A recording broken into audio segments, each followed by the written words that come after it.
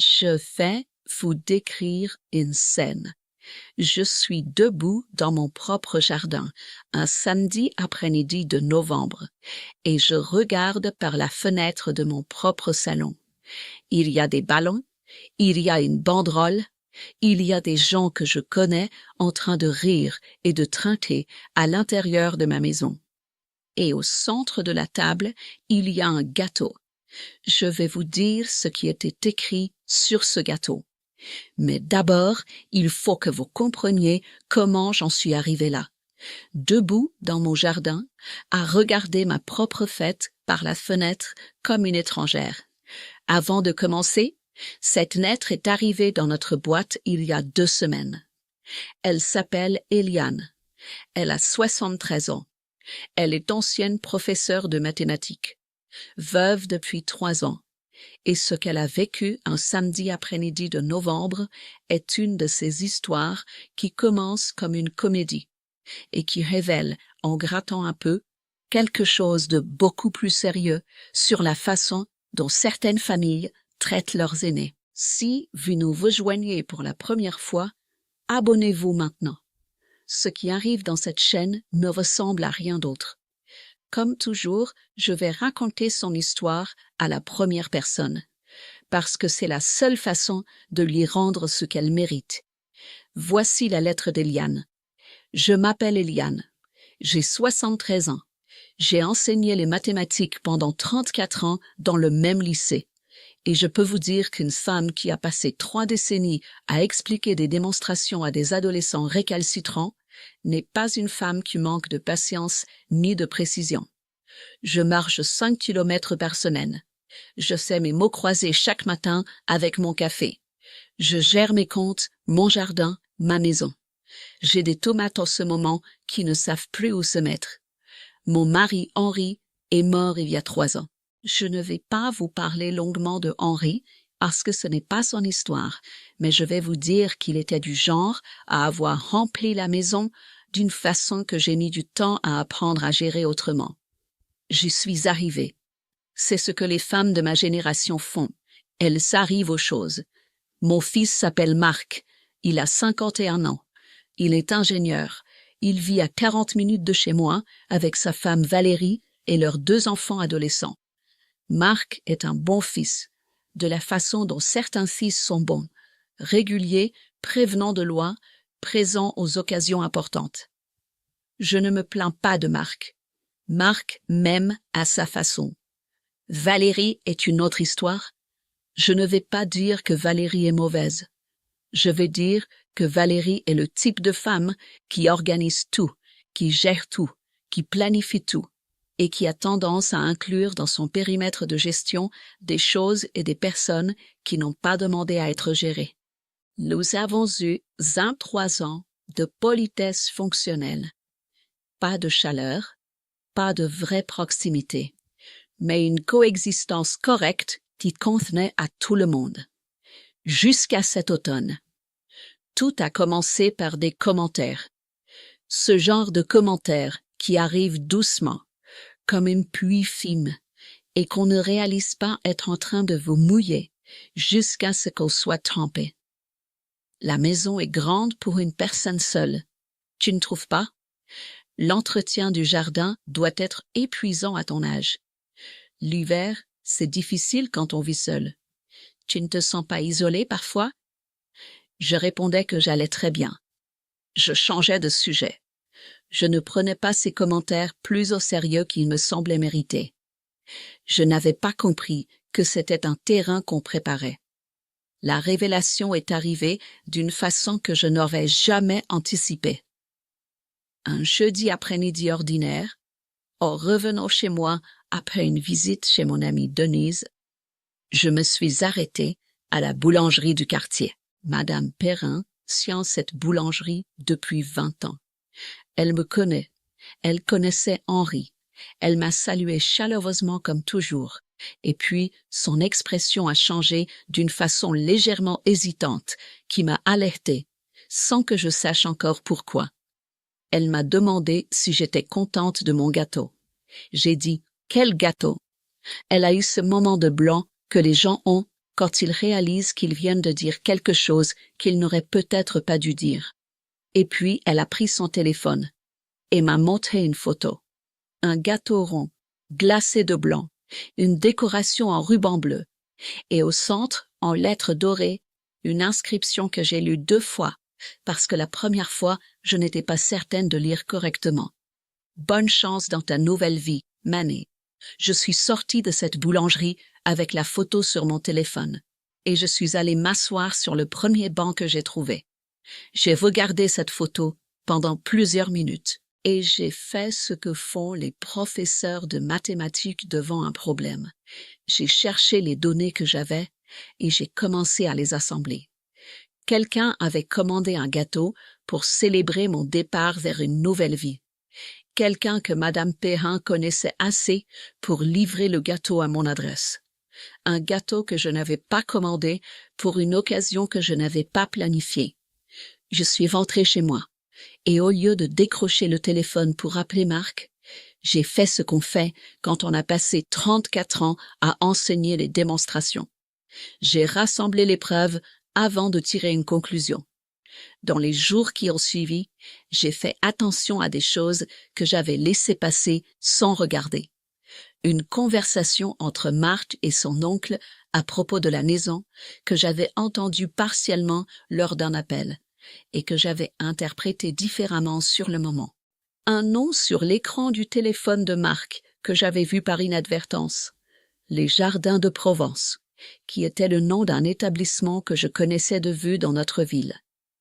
J'ai appelé les Jardins de Provence le lendemain matin avec un prétexte simple. Je cherchais des renseignements pour une amie. La femme qui a répondu était aimable et professionnelle. Et en cours de conversation, sans que j'aie besoin de le lui demander directement, elle a mentionné qu'ils avaient reçu plusieurs familles ces dernières semaines pour des visites de découverte.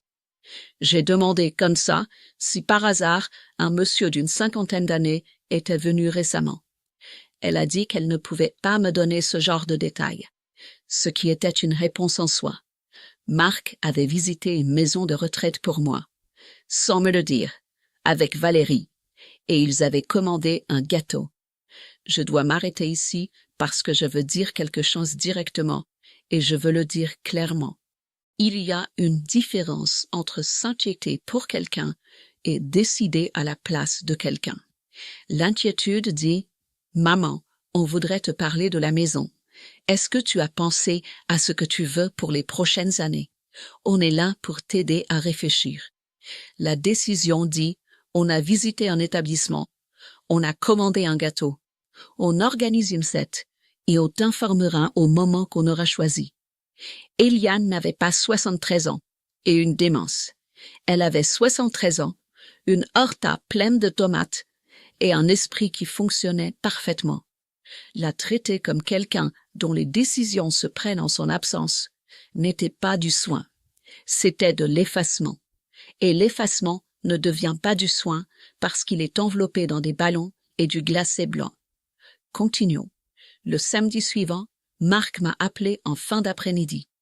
Il m'a dit qu'il passait me chercher pour un petit dîner en famille. Rien de spécial, juste un repas ensemble.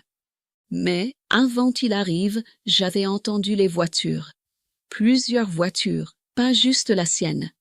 J'étais dans le jardin et j'ai entendu des portières, des voix. J'ai décidé de ne pas entrer par la porte principale. Je suis passée par le côté de la maison et j'ai regardé par la fenêtre du salon. Ballons, banderoles, une dizaine de personnes, des amis de Marc, 2 voisins, la belle-sœur de Valérie que je reconnaissais de vue.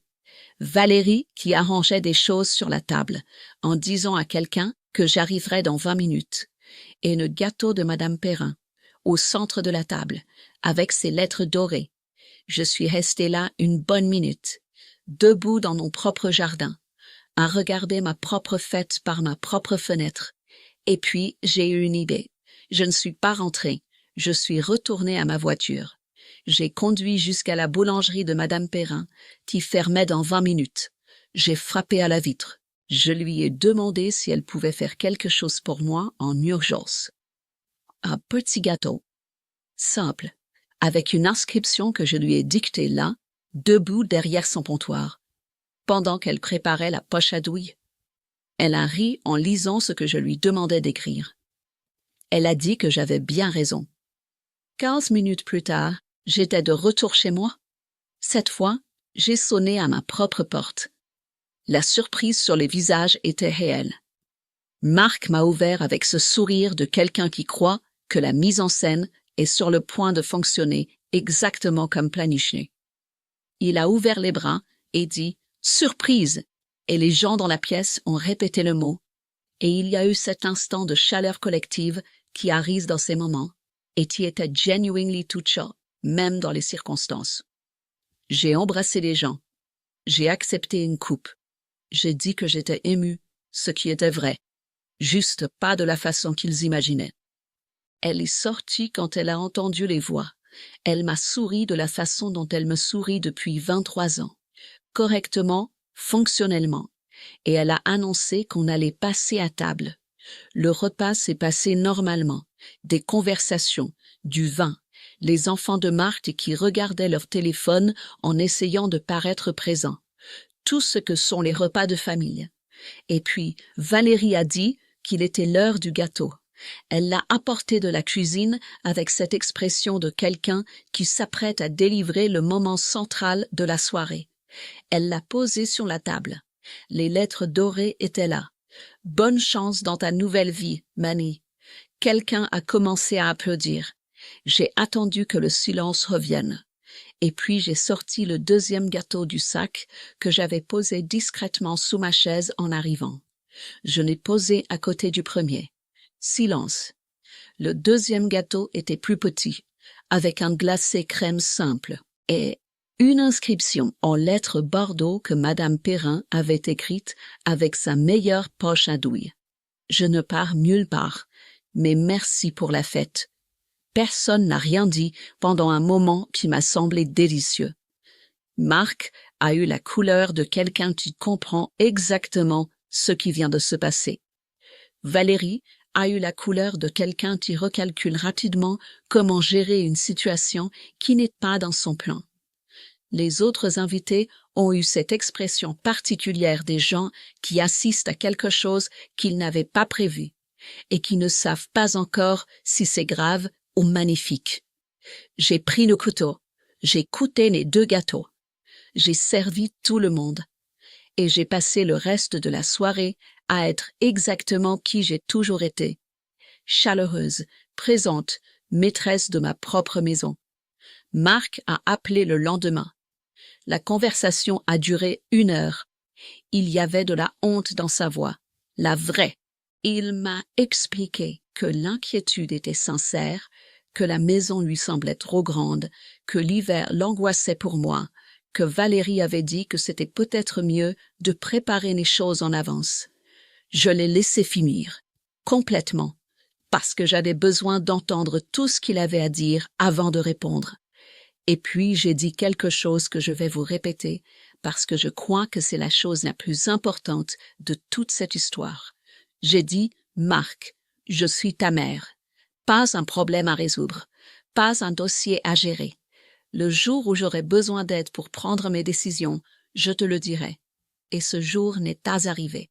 Quand il arrivera, on en parlera ensemble. Mais tant qu'il n'est pas arrivé, les décisions sur ma vie sont les miennes. » Il a dit qu'il comprenait. Je crois qu'il comprenait vraiment. Valérie n'a pas appelé. Ce n'est pas une surprise. Valérie et moi aurons cette conversation un jour où nous ne l'aurons jamais. Et dans les 2 cas, ma vie continuera d'être la mienne. Je termine ma lettre en disant quelque chose pour les femmes qui regardent et qui reconnaissent peut-être quelque chose dans cette histoire. Pas nécessairement la même situation. Peut-être juste cette sensation d'être progressivement mise de côté dans les décisions qui vous concernent, d'être traité comme quelqu'un dont la lucidité est présumée déclinante simplement parce que l'âge a changé votre visage.